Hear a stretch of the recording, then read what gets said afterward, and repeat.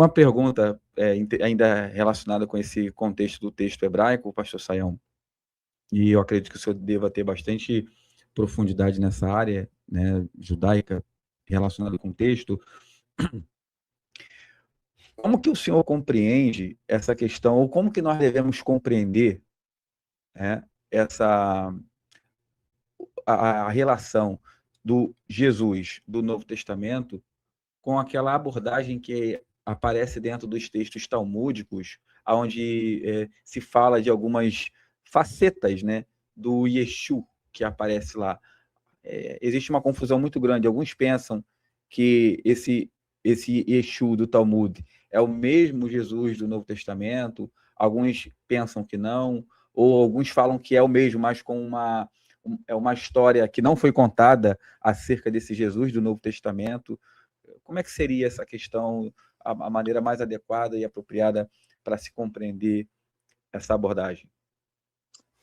Bom, em primeiro lugar, a gente precisa fazer a observação, né, que os escritos do Talmud que fazem alguma possível referência a Jesus, eles não são historicamente recomendáveis, porque eles são muito posteriores.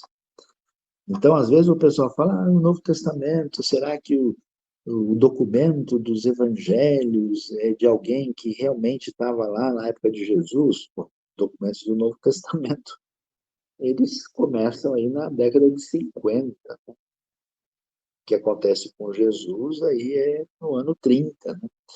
Aquilo que aparece no Talmud babilônico, né?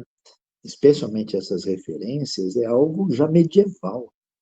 É coisa aí do quinto, sexto século, são citações tardias, ainda que haja elementos do Talmud anteriores, essa referência a, como se diz, a Yeshua, que é associado a Jesus, aparece lá. Então, a gente vai ter um grupo menor de pessoas que vai dizer, não, esse Yeshua aí é uma confusão, é um outro indivíduo, o pessoal está achando que é Jesus, né? Mas não é. Tem pelo menos 3 citações muito mencionadas, uma delas diz que ele é filho, né, de um soldado romano, Pantera, e que está certo que outro relato fala que Miriam é sua mãe, mas que ele teve 5 discípulos e que ele é condenado porque ele desviou os judeus da Torá, e aparece uma série de aspectos controvertidos e que, em resumo, apresenta o dito Yeshua como uma espécie de feiticeiro enganador.